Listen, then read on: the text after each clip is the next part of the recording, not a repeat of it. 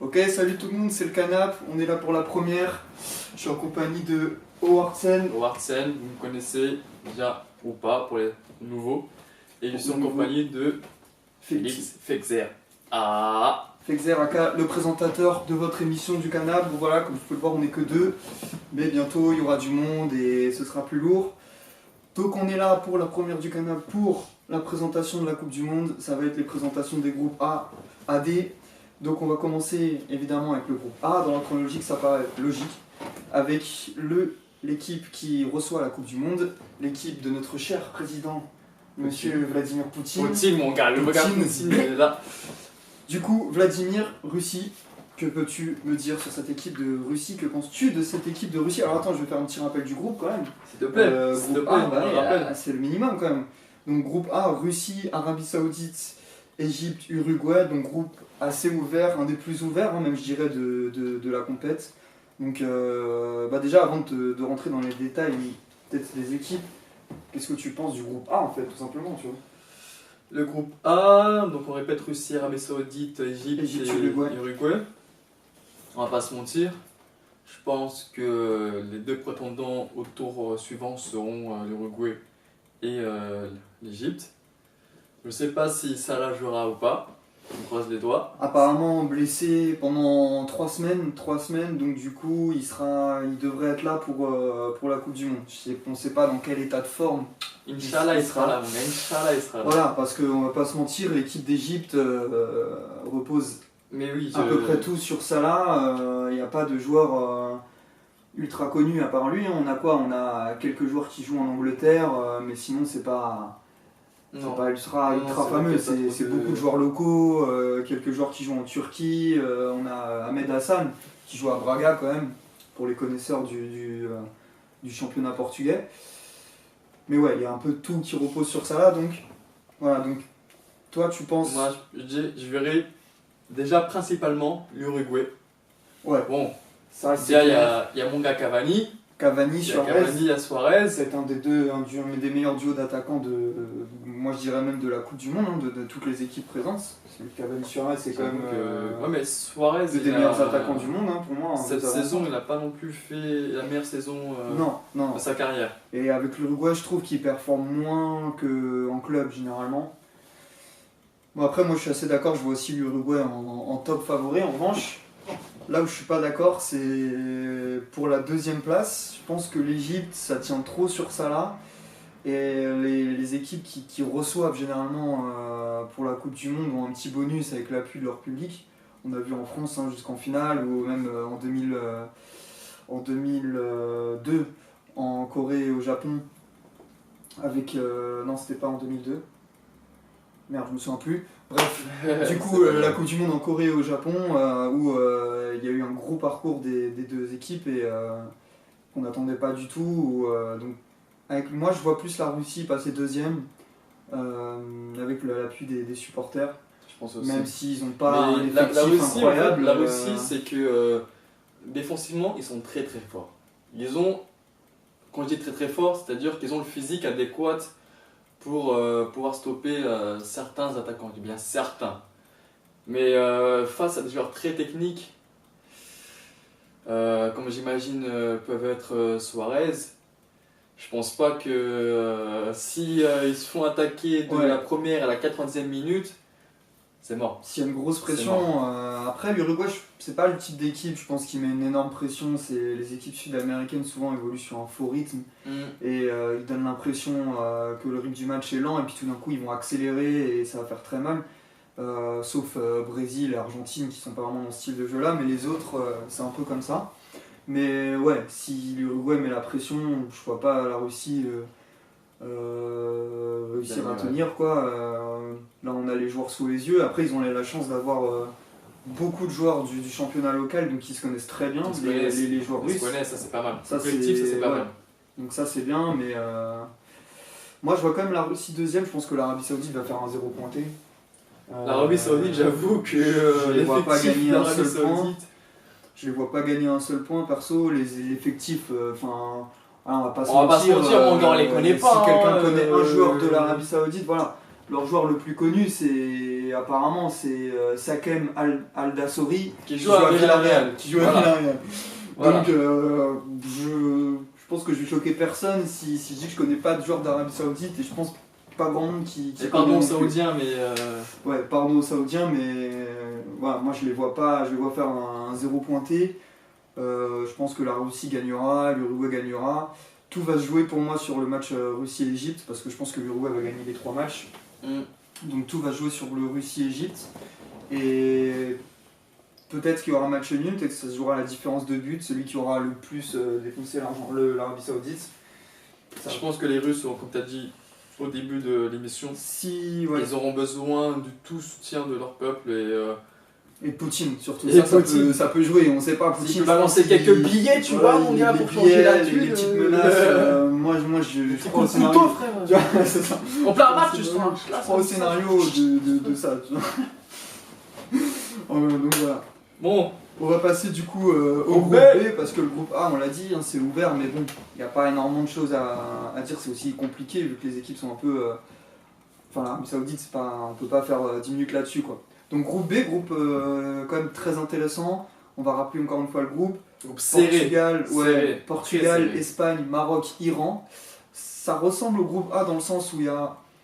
Enfin, le niveau est tout autre évidemment, mais il y a une équipe qui est, on va dire, hyper en dessous de la moyenne pour moi, c'est l'Iran. L'Iran, c'est une équipe qui.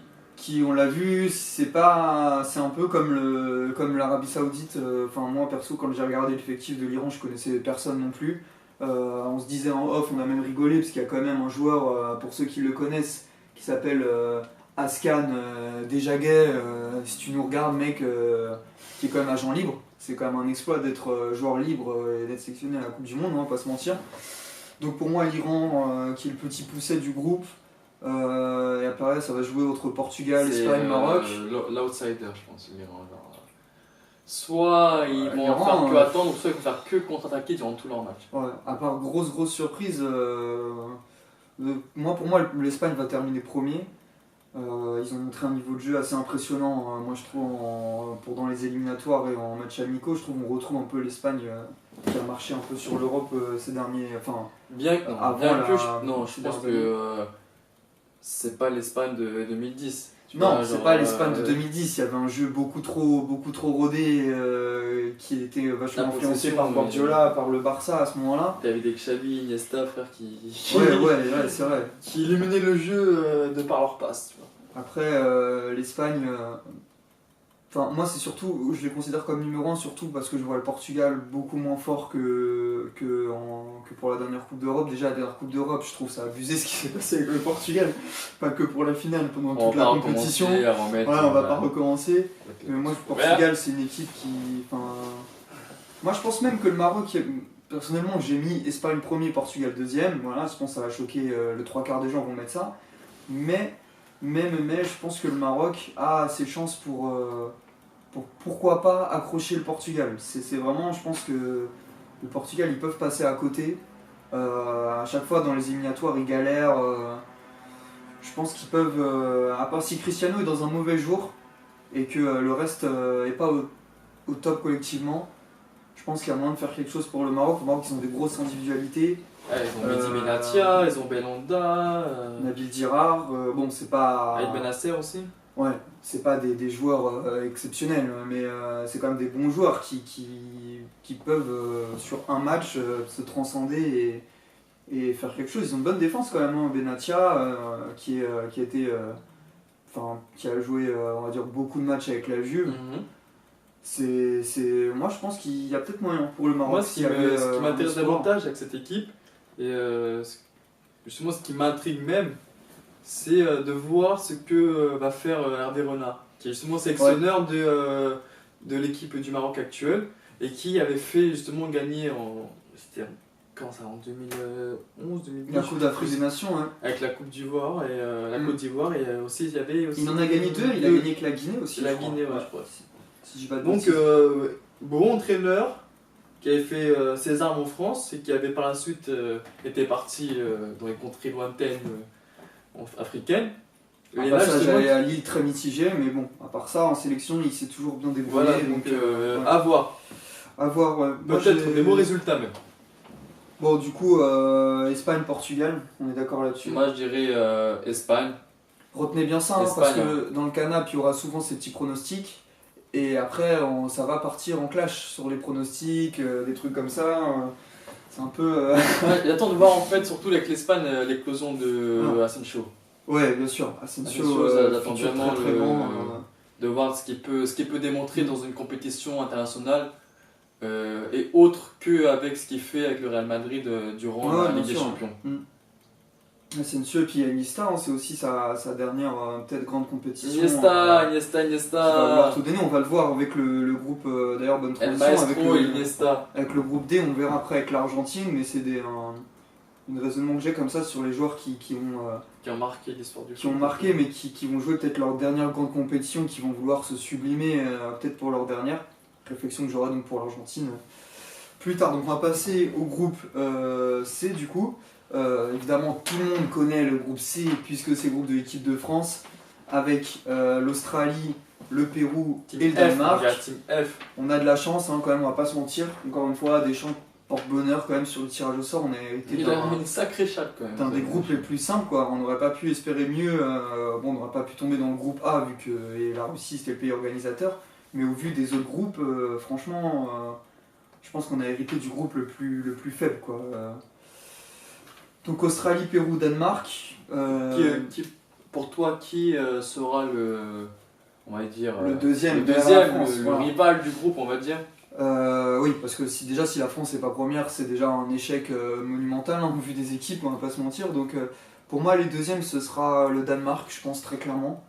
Ils ont fait une bonne campagne de qualif.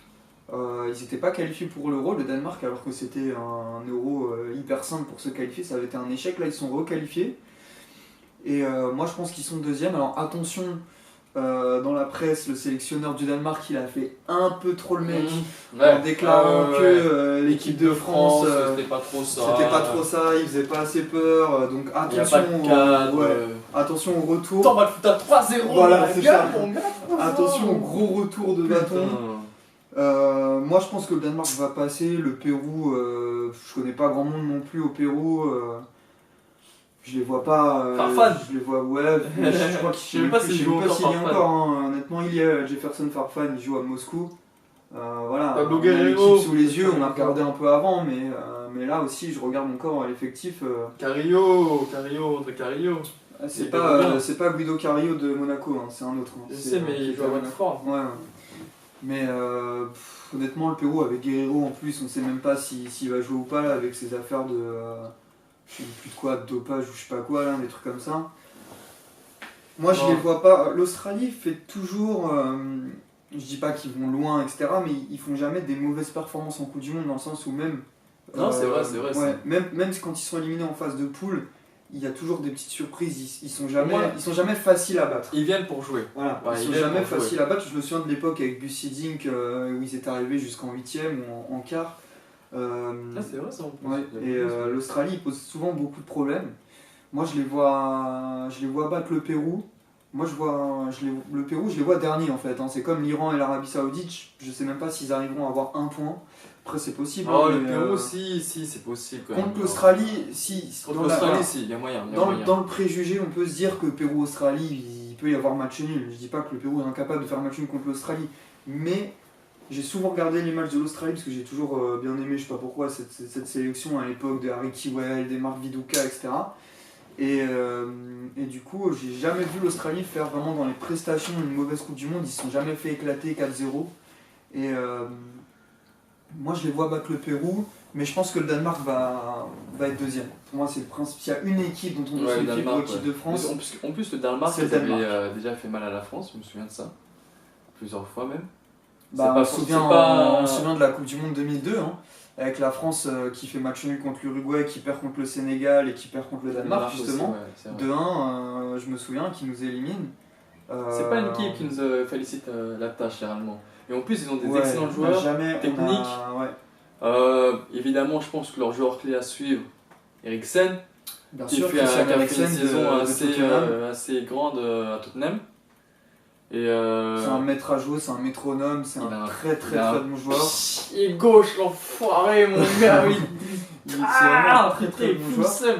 Après, malheureusement, c'est le genre d'équipe, le Danemark, comme pour quelques autres équipes, qui a un seul joueur. C'est comme. Bon, il y a d'autres joueurs qui sont Non, bons. il y a Poulsen, Braithwaite, Non, mais il y a des- Arborg. Braithwaite, c'est un Norvégien, je crois, si je dis pas de bêtises. Martin Braithwaite. Non, il est danois, il est Regardez. danois. Ah ouais, Il est danois, effectivement, il est putain, danois. il est. J'étais persuadé qu'il était norvégien, ok.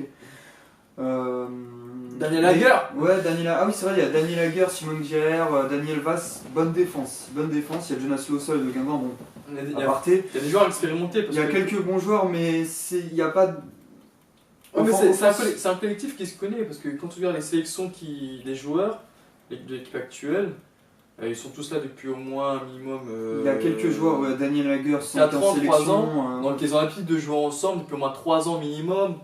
Donc même s'il y a de petits nouveaux qui apparaissent, c'est un collectif rodé. Et c'est pour ça que je me dis qu'ils peuvent être dangereux pour la France.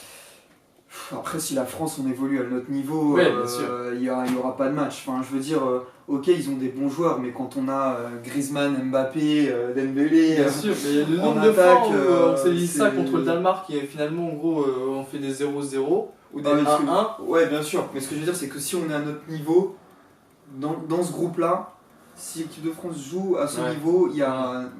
Je vois pas même le Danemark, je pense pas qu'ils peuvent nous poser problème. On vient de battre l'Italie 3-1. Bon, l'Italie, c'est pas pour la Coupe du Monde, ils se sont fait éliminer par la Suède, donc c'est pas non plus une référence hyper bien en ce moment. Mais si on compare l'effectif de l'Italie et de la Suède, l'Italie se sont surtout chiés dessus collectivement, voilà.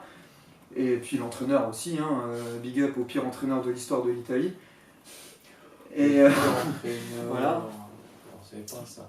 bref, ça me fait toujours mal au cœur. En espérant Ça me fait toujours mal au cœur. que Mancini redresse la barre. Hein. Voilà, mais du coup, si on compare l'effectif de l'Italie et du Danemark, pour moi, il n'y a pas photo. Donc, si on, voilà, dans une analogie un peu bête et méchante, si on bat l'Italie 3-1, le Danemark, ça ne doit pas vraiment poser de soucis. Après, c'est une analogie bête et méchante, hein, comme je dis. Ouais, parce que Parce que ça marche pas comme ça, le foot, évidemment. t'as plein de détails qui viennent Voilà, interférer ouais, c'est durant ça, c'est la ça, compétition. bien évidemment. Et... Non, mais c'est pour ça que j'ai dit vraiment, c'est de la pure analogie bien pourrie. Mais donc voilà, donc moi je vois France-Danemark sans trop de soucis. Je pense qu'on devrait, ça peut être une bonne mise en bouche, une bonne entrée en matière pour se mettre en confiance. Si on arrive à faire des gros scores contre l'Australie et le Pérou, qu'on arrive à battre le Danemark ne serait-ce que par 2 buts d'écart, si on fait ces matchs-là, ça peut être cool. L'ordre des matchs, bon, on passe un peu plus de temps sur l'équipe de France, hein, c'est normal. On commence par l'Australie, ensuite on fait Pérou et le Danemark, ce sera le dernier match. Donc c'est parfait, c'est-à-dire qu'on peut être qualifié pour les huitièmes de finale avant même d'avoir joué contre le Danemark. Donc ça c'est bien. Contre l'Australie, donc c'est le 16 juin à midi. 16 juin à midi, soyez là. Contre le Pérou, c'est le 21 juin à 14h. Bah t'as un juin à 14h, soyez encore là. Et contre le Danemark, c'est le 26 juin à 16h. Le 26 juin. Donc c'est des 16 horaires heures. un peu bien pourris hein, pour tous ceux qui travaillent. par exemple. Hein. Mais bon, midi ça passe, tu vois, pause déj, tu décales, tu prends 2 heures sur ta pause Voilà. déj, tu regardes un peu ton t'es patron. malade, t'as mal au Voilà, ventre. tu vois, tu mates le petit match. Moi, je vous avoue, On c'est ce que connaît, je tu vais faire, vois, tu t'es coupé à l'entrée, frère. Voilà. Il y a un Pokémon, il t'a mordu. Tu dis, voilà, tu sors l'excuse, c'est immanquable, les matchs de Tu t'es l'équipe. pété le nez, frère. Mais pour moi, aucune excuse, on est obligé de passer, obligé d'être premier. Si on tape l'Australie et le Pérou largement, on pourra en plus arriver contre le Danemark sans trop de pression. On pourra même faire un peu tourner comme en 98. Et mais Jacquet, il avait fait tourner parce qu'il était déjà qualifié après les 2 matchs et on avait gagné contre le Danemark, justement. Est-ce que c'est un signe en plus? Mine de rien, c'est en 98 de 2018. Moi, je fais un rapport pourri. Mais on jouait contre Afrique du Sud, Arabie Saoudite, Danemark en phase de groupe. Je suis désolé, Australie, Pérou, Danemark.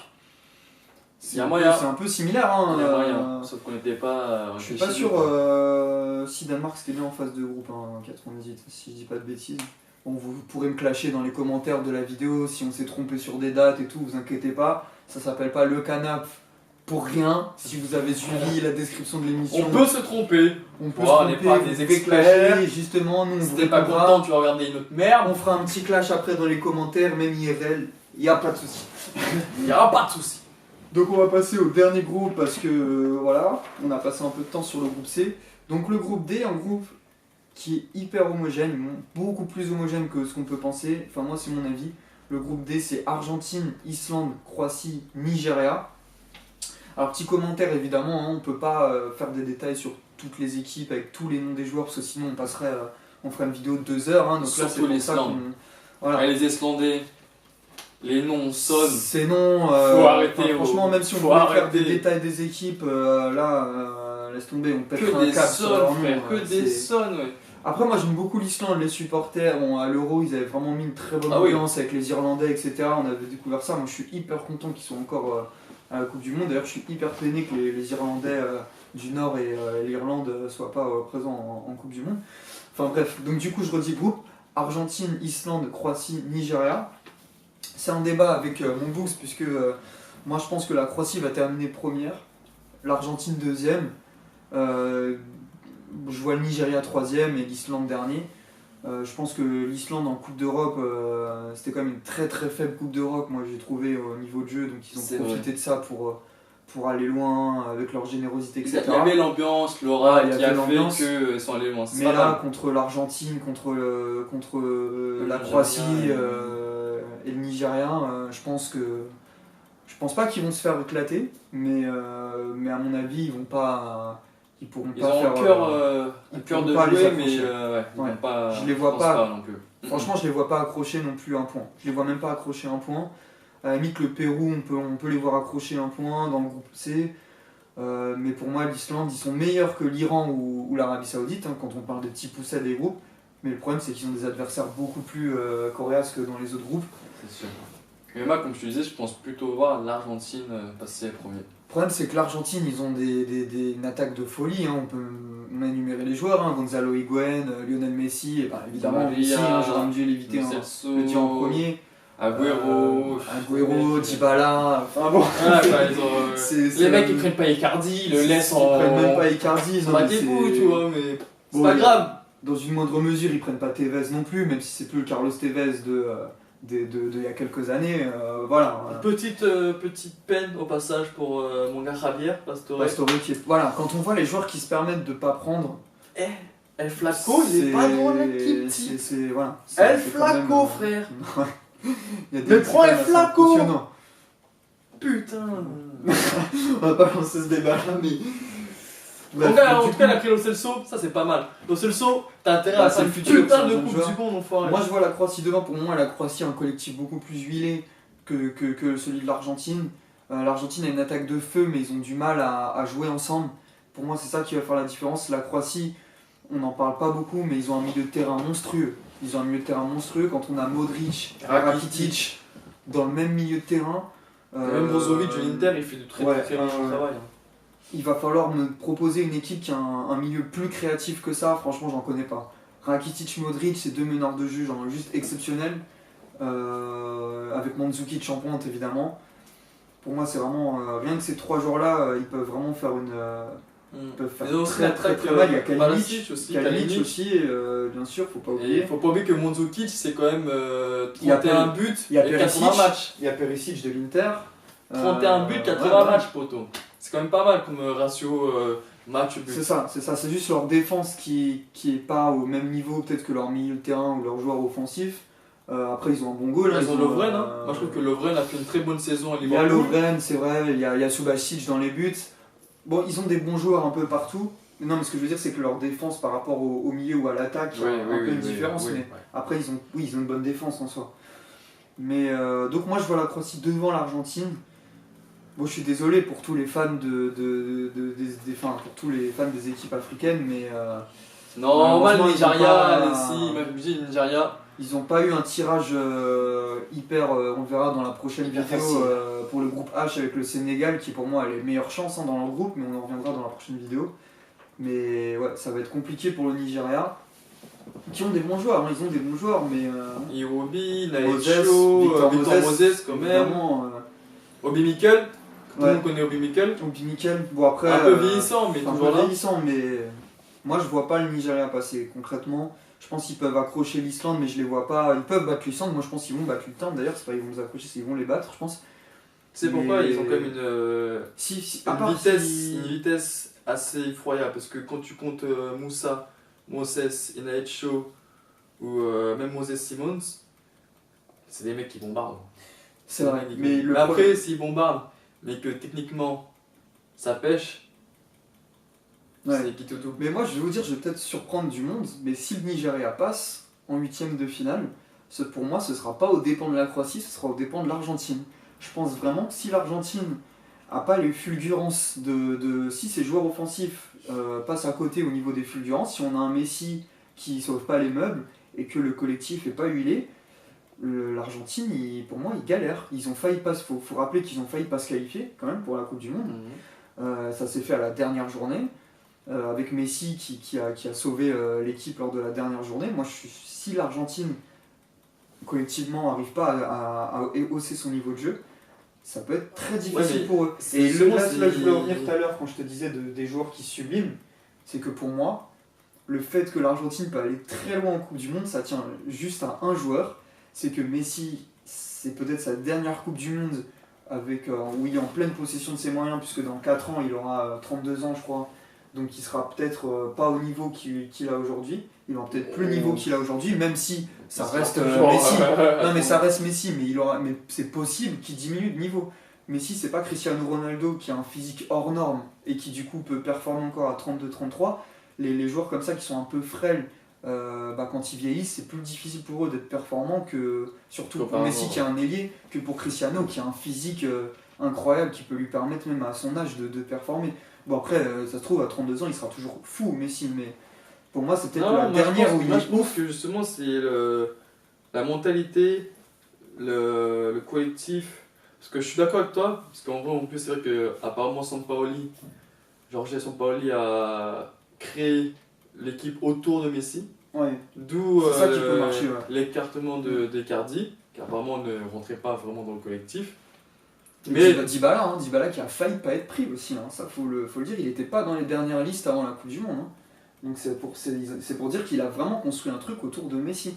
Parce que quand on prend pas Dybala, quand on a failli pas prendre Dybala parce qu'au final il est là, et quand on prend pas Icardi, c'est vraiment pour laisser de la place à Messi. Il y a Agüero, Higuain, mais bon. Faudra pas que leurs joueurs principaux se blessent.